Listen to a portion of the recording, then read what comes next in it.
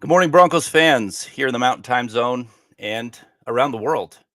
It is Friday morning. And I have my coffee. The podcast is live. And so, welcome to the show and sincerely thank you for joining. I'm your host, Thomas Hall, and I'm bringing you Legends of Mile High, which is a podcast that blends Denver Broncos current events with a historical perspective. And the ultimate goal is to keep the storied history of the franchise alive, even in the minds of the most recent of fans. And as always, we'll end the show with the Mile High Legend, which is an interesting story from the Broncos of the past. And if you can't wait until Fridays for my football takes, you can follow me on Twitter at Thomas Hall NFL or check out milehighhuddle.com for more in-depth analysis. Michael's coming in early with a super chat. Good morning. Good morning to you, Michael. Legends of Mile High. Let's ride and go Broncos. Absolutely. Thank you, Michael. Thank you for being such a great supporter of this show and all of the Mile High Huddle shows. You're always on every morning, every evening. So thank you very much. We really, really appreciate that. Some other chats. Good morning, fellas, from Alberto Duran. Good morning, fellas, and Broncos country. Well, good morning to you. Jeremy Bales, good morning, brother. Good morning to you as well. Thank you for joining. Thank you, everyone. Appreciate it. We're going to try and get to a lot of the chat today. I will say I'm sorry for last week. I missed a lot of comments in the chat. I'm not going to do that today, hopefully. So I'm not going to be able to go back and answer all of those questions, but there was one that I really do want to go back and revisit. So Lawrence Rivera, if you're out there, your comment was really relevant to the show. And I want to answer that today because I think it'll provide some perspective to listeners about what this show is designed for. So the question was, is this a throwback to old players? Well, we are definitely going to talk about old players and we are definitely going to stroll down memory lane, but we're not only a history show. From a philosophical perspective, this there's a lot to learn from history. History repeats itself. So when we add some flavor from history to some of the current events, we're going to learn a lot. And hopefully we're going to keep the legends of Mile High alive in the minds of all of the football fans. Too many players, greats from the past have faded from view. So that's what this show is all about. And thank you for that questions last week. Some other people are joining the chat early. James Hyatt, Broncos have the second most arrests since 2000. Got to change this. Absolutely. And we're going to maybe address that incident yesterday. Jeudy obviously was arrested early yesterday morning, yesterday afternoon. Yeah. I always hate to see arrests happen from Broncos players or people that work for the organization. And it's unfortunate that happens. It doesn't sound, from what I'm hearing, that there's an incredible story behind it. Sounds like there's a lot of technicality involved, domestic enhancer, which makes it a little more serious. But from what I understand, there's no physical altercation. Still, it's not a good thing to have that happen, but it could have been much worse. So let's hope that everything comes out okay for Jerry, Jeudy, and the other person involved. So today is actually a good day. Other than that, I mean, we've got rookies reporting to camp today, which is one step closer to real live actual football. And we have the newly sort of hot off the presses schedule to talk about. A lot of leaks last night and during the day. So even though there was a lot of fanfare that happened with that release, we kind of knew what was going to happen before they even started the show. However, there are some gems in here. The Broncos have got a good schedule. So I'm sorry, the DWI guys coming in with a super chat. Good morning, everyone, and Thomas. Well, good morning to you. Thank you for supporting the show. You are what make the show work, and we really appreciate it. And again, like I said last week, Broncos fans are a tribe, and anybody that's joining this show is a Broncos fan, hopefully, and part of that tribe, whether you reside here in the Mountain Time Zone, or if you are somewhere around the world, we really appreciate all of the support. Big Cat Gold put a comment, good luck with the new show. So thank you very much. I appreciate that. And I'm going to do my best to make this a great show. And again, I would love for that to be driven by comments coming out. So thank you very much. Also, before we get into the schedule, I just want to remind you that our story will end today with Lionel Taylor, one of the greatest Broncos receivers in history, and not being in the Hall of Fame because of a single piece of paper. So if that piques your curiosity, then stick with me till the end of the show. All right, let's jump into the schedule. So we have a doozy right out of the gate. Mile High or Monday Night Football against the Seattle Seahawks. So obviously that is Russell Wilson's homecoming. So that's a big deal. And the NFL knew that he was a star. So they jumped on the opportunity to make this a big time game. And you can also kind of bill it as Drew Lock's revenge game. But I mean, let's face it, we don't know if Drew Lock's going to be the starter. Russell Wilson is the star of this matchup. And frankly, I think the fanfare around it is going to be probably more exciting than the actual game. It has the makings of a rout. You got Russell Wilson returning to where he started it all, and the Seahawks in a rebuild mode.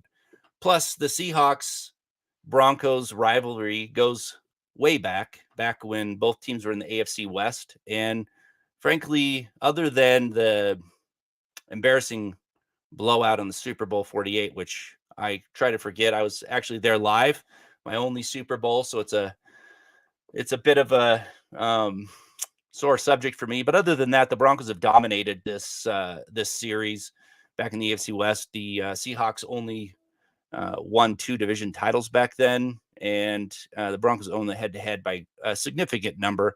Now, that's to say that the Seahawks weren't very good back then. I mean, they had some good players. Dave Craig was a pretty solid quarterback, and they've had a history of great running backs, starting with Kurt Warner, and that's Kurt with a C, not a K, so don't confuse him with the Hall of Fame quarterback.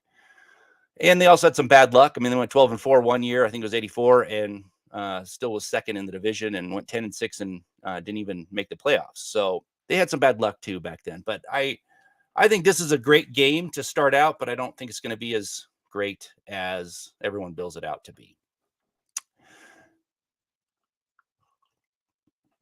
So the next game really is the Houston Texans. I don't foresee that to be a significant matchup. The Texans are looking to be the cellar dwellers of the NFL for a little while after all of their turmoil and trading away players and things like that.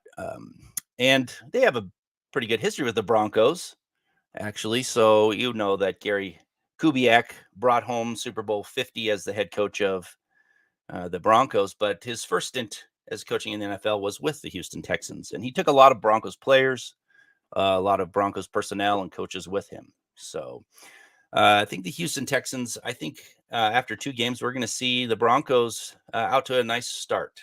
And excuse me, I'm a little tired. Sorry. It's early here. Got to get my coffee in. So sorry about that. But the next game, which I really want to highlight, is Sunday Night Football, another primetime game. The Broncos get 5 primetime games this year, basically the max, which is amazing. And the 49ers and the Broncos also have a pretty good history.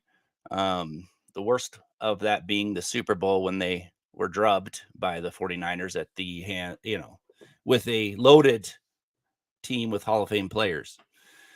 I'm sorry if I butcher your name, Malachi Martin. Do you know why that the Mike Shannon offense has been the only scheme that has won Super Bowls? That should be Mike Shanahan. Do I know why it's the only scheme that's won the Super Bowls? Well, I don't know exactly why, and thank you for your chat. I appreciate that. I don't know why it is. It just happens. But you also have to remember that Mike Shanahan was the offensive coordinator, so it was his quasi his offense in the 80s when the Broncos were going to the Super Bowls and not winning. I know that there was some conflict between he and Dan Reeves back then, but I think a lot of this has to do with the running game. That zone blocking scheme that he and Alex Gibbs implemented was really hard to stop. And even though the rules have changed to kind of limit its effectiveness, teams still use it today. And they were the pioneers of that. And then Gary Kubiak brought it back in when they won Super Bowl 50. So having a good running game, I know that's not, the current philosophy. Everybody wants the quarterback-driven league, and they want, a lot of passing. But having an effective running game is highly important when it comes to winning football games. And analytics guys, I'm one of those, go back and forth about how great the running game is on a game. And I've looked back and I found that if you run the ball more, if you're able to be effective running the ball more during a game, then most of the times you can find victory in that. And so that's one of the reasons. But also, Mike Shanahan was an offensive genius, really. So he not only did his system work, he implemented incredible plays.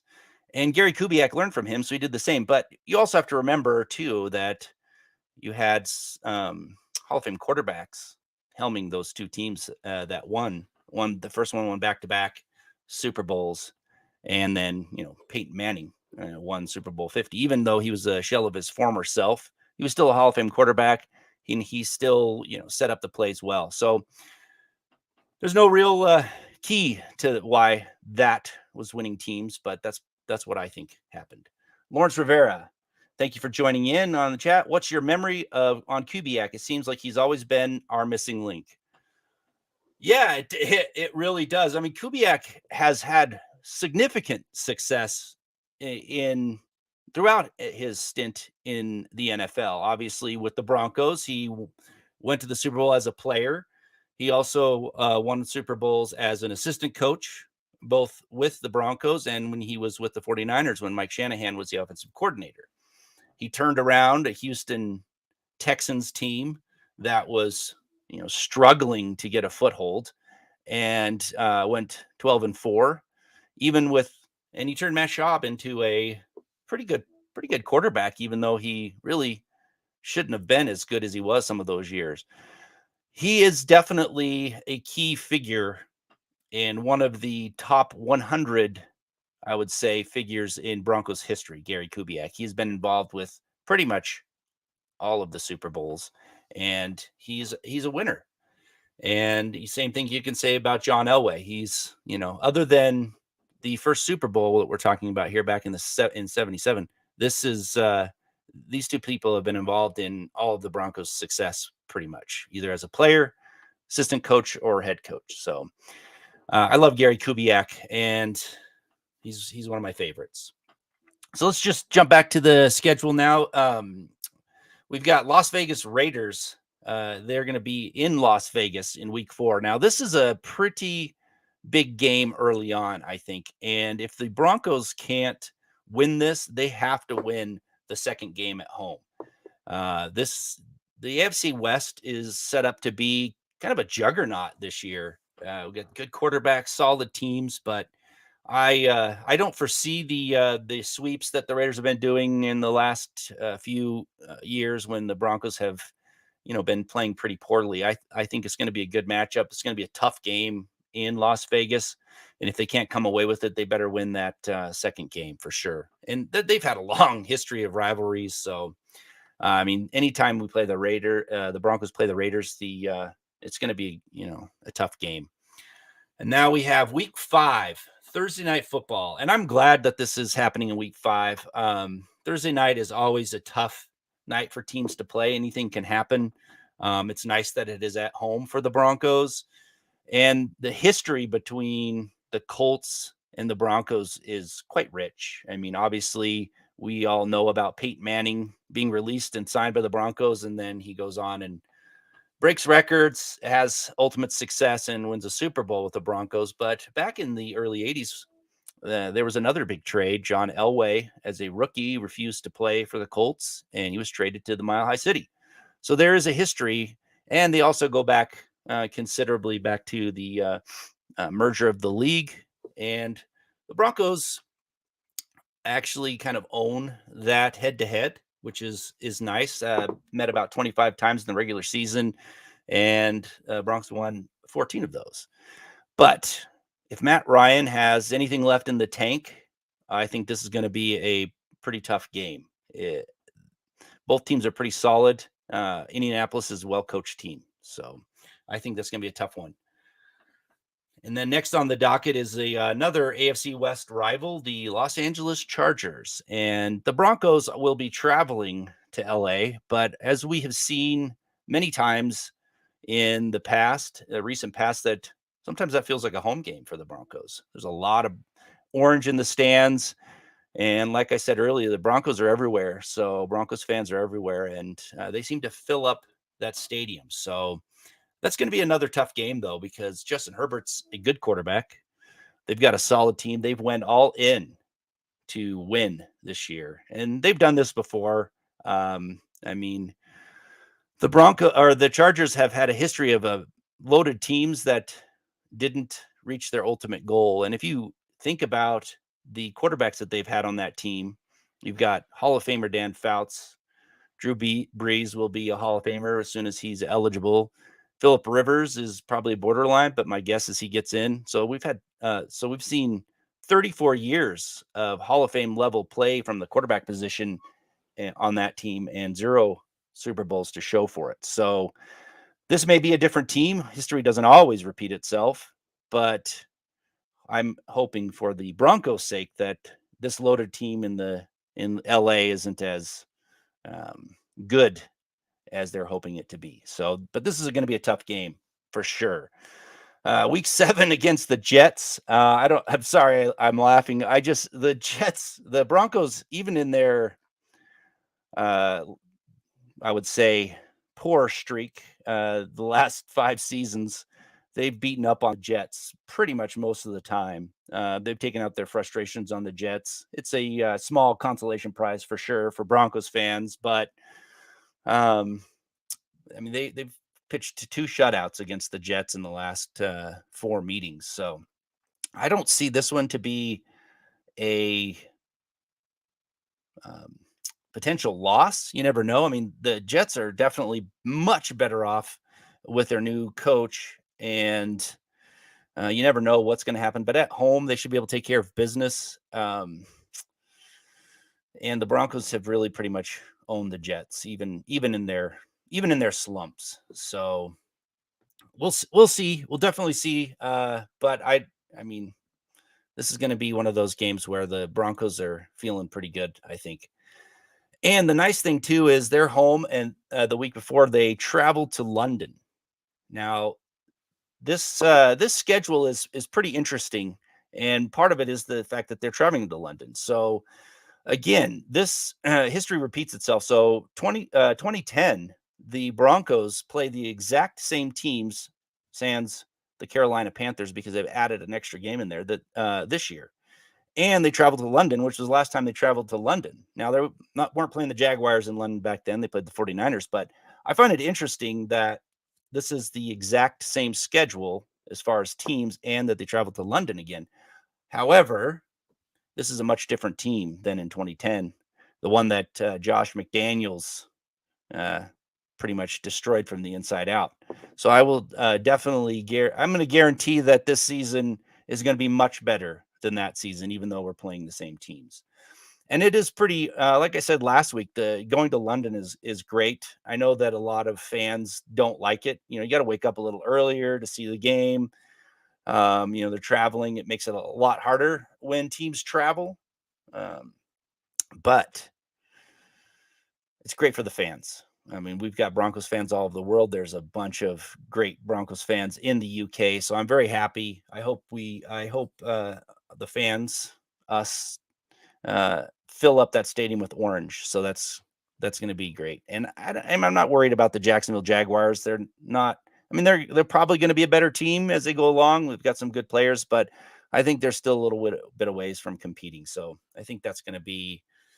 I think that might be a win for the Broncos.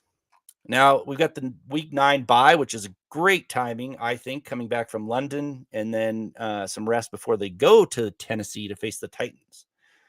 Now the Titans and the Broncos have a rich history. They were the Houston Oilers, as many of us know, and that was an AFL team. So they've actually beat up on the Broncos quite often. The Broncos weren't very good back in the AFL days, and so the head-to-head, the Oilers really had their way with the Broncos early on, but the Broncos have came roaring back and have won 5 of the last 8 contests. So we'll see how this goes. Titans are a solid team, and I think it's going to be a hard fought game. So, and then we travel. Us fans have to watch the Broncos travel to Las Vegas at Week 11. Or I'm sorry, no, they traveled in earlier. They're going to be at home against the Raiders. Now this is an important game. I mean, I think this, if we're going to say the early games, in the back half of the season are important, this is the one of the most important ones at home. They've got to take this to be in the title race against Las Vegas, and I hope that they um, take it in some significant fashion because Josh Daniels is very much a hated figure in Broncos country, and he's coaching the Raiders, so it would be nice to send him packing with a massive loss. We move on to the Carolina Panthers. Another team that the Broncos have had their way with. I mean, they're not in the same division. They've met a few times. Obviously, Super Bowl 50 was one of those times, and that legendary Broncos defense, no-fly zone that had their way with the Panthers. But the Broncos really don't lose often. They've only lost one game to the Panthers. And this is another game where Panthers are still trying to figure it out. They've had some losing seasons, changed some coaching, still trying to figure out their quarterback. So I do believe that history is going to repeat itself in this one. And this is going to be a victory for the Broncos. I know that it's easy to say that, and on paper you look at it and, oh yeah, this is going to be an easy win. But in the NFL, no win is easy, and the worst team can always beat the best team in the NFL because there's some great competition, good players, best of the, at the top of their game. So I'm just projecting this from paper. Week 13 at the Ravens. Another tough game. I mean, the back half of the schedule, when you look at it, is pretty tough on paper. Obviously, things can change as we go along. But the Ravens and the Broncos don't have a long history since Ravens, they moved to Baltimore from Cleveland. And so they have not been around a long time. They don't consider themselves the Baltimore Colts, obviously, because the Colts moved to Indianapolis. But back in the early 2000s, when the Broncos were forcing the running game on everybody, just being very imposing their will with the running game, the Ravens were the only team that really had an answer for them, and they always had a great defense, but they would shut down the Broncos' vaunted running game and those no-name running backs that were running for 1,000 yards very often. So and they actually hold the advantage when you look back at the head-to-head. They're a game ahead of the 6-7. So.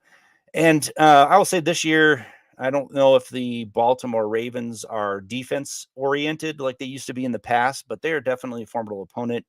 Lamar Jackson, a great quarterback, can make things happen with his legs. So this is going to be a hard fought battle. And I think I think defense, even though this may be an offensive game that gets touted before, I think it's going to be the defense that wins the game for them. And then we hit the biggest probably game of the season is Sunday Night Football at home versus the Chiefs. And when I first saw this leaked, I was like, this is great. We don't have to, watch the Broncos play in Kansas City in December like typical, because they are notoriously tough to beat in Kansas City in December. So that was a good thing. And frankly, the Broncos have to get the monkey off their back in this game. I mean, they've lost 13 in a row to the Chiefs, and it's time. They are due. They need to take this game if they have any chance really of winning the division. I think this is the most important game of the season, and not only that, it's going to help their confidence in beating the Chiefs. So I think all eyes are going to be on that one.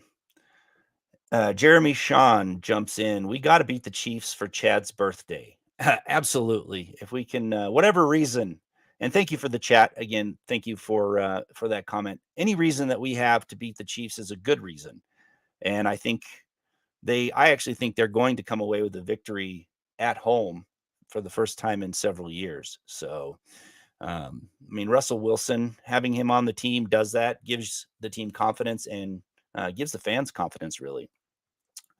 Travis Weber. Good morning, Thomas, Scott, and Broncos country. Just getting ready to go to work, and it's Jersey Day, wearing my Terrell Davis. Schedule's out and ready for the season. Let's ride, Broncos country. Have a great day and enjoy your weekend. Thank you, Travis. I don't have a Terrell Davis jersey, but I wish I did. Man, he is on my Mount Rushmore of Broncos players, an important figure in Broncos history. Great person, fun to watch play, absolute fit. It was a perfect marriage, really, Terrell Davis and that zone blocking scheme. Probably, I would say him and O.J. Simpson, when he was a running back, had the best vision in the history of the NFL, and that's pretty big. That's a pretty big compliment. O.J. was really good at guessing where he needed to be, and I think Terrell Davis is right up there with him. So thank you for that. Okay, back to the schedule. Week 15, Arizona Cardinals. Now, the Broncos own the Arizona Cardinals. They really do. Even when they were a poor team in 2018, when Von Miller guaranteed they were going to go down there and beat up on Arizona, they did, 145-10. But I think this Cardinals team is a different team. They got a very good quarterback in Kyler Murray. Although I would think that his contract dispute may have created some bad blood. I don't know.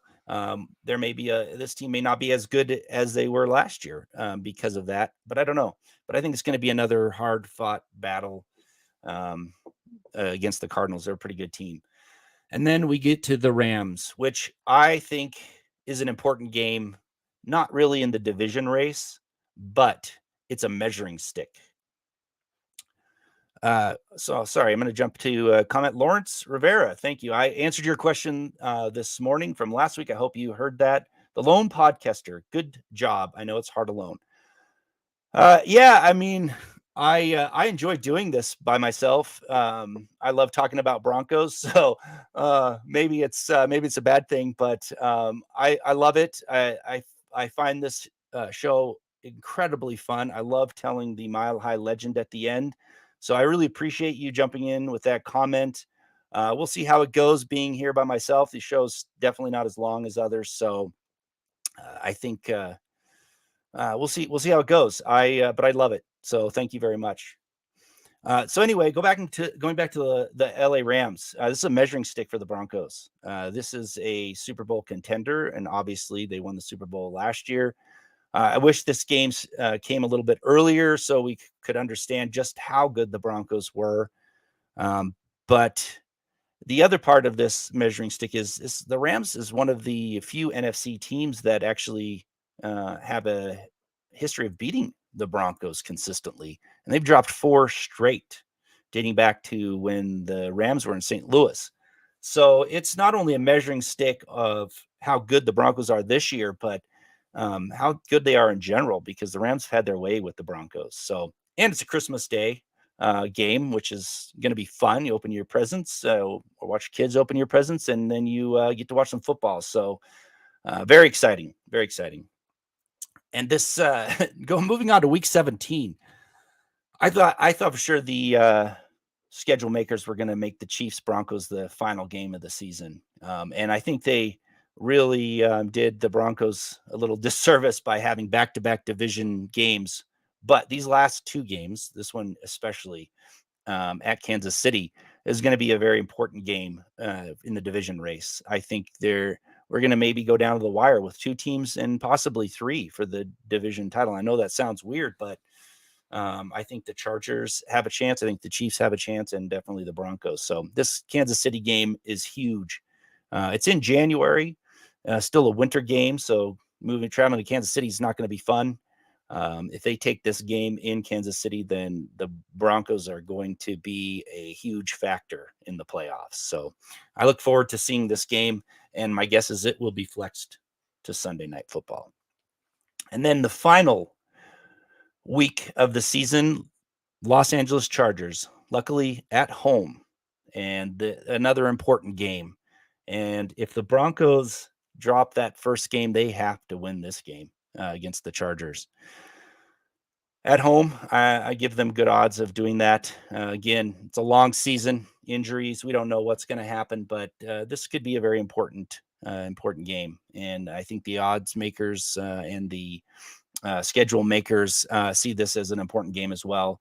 Like I said, the Chargers have loaded up. They've got a good team, good quarterback. So this could come down to the wire. So with all that said, I still think that the Broncos are a much better team that they've been. And even though this division and the AFC in general is going to be a tough place to win, I think the Broncos will take 11 games. So it'll be the fifth time in their history that they won 11 games, but this time they're going to make some noise in the playoffs. The last 4 times this happens have been interesting. 2 of them were Super Bowl losses. One was a loss in the playoffs, and one was they didn't even go to the playoffs. So 11 games will not look like one of the best records that they've ever had, but it will be a hard-fought 11 games, and they will be definitely battle-tested when it comes to the playoffs. Michael Ronquillo, I am going to say it now. We are making the NFL playoffs. I am with you. Thank you for that chat. Thank you for being a great supporter. I agree with you. Travis Weber, the best division this season. Absolutely. Absolutely. On paper, to start out the season, AFC West is the best division in football, for sure. For sure. And any team coming from the AFC West, even if they aren't the number one team as far as record, are going to be, in my mind, the favorites to go to the Super Bowl. They'll be, like I said, battle-tested, battle-hardened. They're going to beat each other up, for the entire season. So if anyone that comes from the AFC West division, are going to be favorites to go to the Super Bowl, in my opinion, and I hope that's the Broncos. Okay, this show is definitely not as long as many of the others, so I try to keep it to between 30 and 45 minutes. So this is when I start to really wind the show down. And next week, the Mile High Legend is definitely going to seem a little different. The topic is going to be in part about the New York Yankees. Now, I know that's weird, being a Broncos fan, and they're a polarizing team, to say the least, for sure. You either love them or hate them. But the reason why I'm going to tell that story is because if you're a Broncos fan, you have to hold a small place in your heart for that team. So tune in next week to find out why.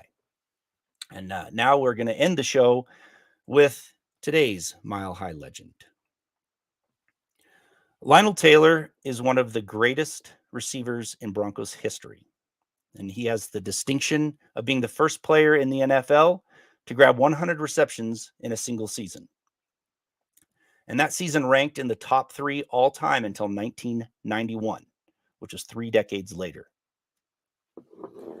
His production from 1960 to 65 is one of the greatest consecutive seasons for catching passes ever, really, in the history. He led the league in 5 of those 6 seasons, and those 5 seasons were in the top 20 all time until 1990. I mean, he made history, and that history endured. What he was doing in the early 60s was not seen again until much later, not until the passing game really started to take off. And when he retired, his career reception total was second to only Hall of Famer Raymond Berry, who played 4 more seasons and had legendary Hall of Fame quarterback Johnny Unitas throwing him the ball. Taylor achieved these extraordinary accomplishments on a Broncos team that was still trying to gain a foothold in a fledgling league, the American Football League. To say it bluntly, the Broncos were not very good.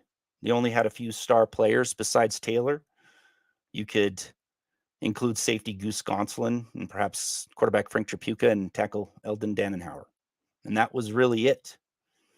Even Taylor himself said he could have done so much more if the line could have given Tripucka more time to pass. He was with the Broncos for 7 seasons and still ranks 4th all time in the team's history for receiving. And again, remember, this was the 1960s, not the 2000s. He was voted first team All-Pro 4 times and went to the AFL All-Star Game 3 times. A Hall of Fame resume. But Lionel Taylor is not in the Pro Football Hall of Fame. In fact, he has been completely ignored, even though the story of pro football cannot be told without him. In fact, the Hall of Fame voters ignore the AFL altogether. There's only one player who played his entire career in the AFL who's enshrined in Canton. Even though Taylor is known as a Bronco, he started his NFL career with the Chicago Bears in 1959. And if he had stayed with that organization, he would be inducted in the Hall of Fame. Not only would he have a world title, because the Bears won the NFL championship in 1963, 5 members of that championship team are in Canton. And as a receiver for the Bears, he would have been the best on the team. Now, Harlan Hill was a good player, but at that time, he was not at Taylor's level. His career was winding down. He only caught 8 passes from 60 to 61. Other starters in 1960 are not recognizable names by any means, and Johnny Morse didn't start to become a good receiver until 1961. And it is safe to say that Taylor would have been the featured receiver, and his tall stature and sure hands would have made him a fit in an offense that was just beginning to throw the ball a lot more. Unfortunately, he never lined up at receiver for the Bears, even though he had earned all conference honors at New Mexico Highland University at that position. Instead, he was slotted in at linebacker. Now, the scouting process is significantly different today than it was in the late 50s, as was basic communication. So unless you were a college star, most teams didn't know what you did as a college player. If you played for a small college across the country, it is doubtful that they knew you existed. And the NFL draft was in its infancy stage and is nothing like how we know it today. So not knowing who he was, the great George Halas saw a 6'2", 215-pound, fast, athletic specimen and had visions of the second coming of the monsters of the Midway. The thought of him playing receiver never crossed his mind. How is that possible? Well, back then, when a college player would come to Bears Camp House, had him fill out a questionnaire on a single piece of paper to add details about himself. And on that paper was a seemingly innocent question of, what position do you play? In hopes of increasing his chances of making the team, Taylor wrote down all positions. And that single wrong answer on that piece of paper led him to being lined up incorrectly. And since he wasn't really a linebacker, he was let go by the Bears after 8 games, and the following year he would catch on with the Broncos. Had he marked that single piece of paper correctly, he would likely be in the Hall of Fame, but as a Chicago Bear. Instead, he became a Broncos legend and helped shape the NFL as we know it today. And that is the Mile High Legend. Thank you for joining, and have a great day, Broncos fans.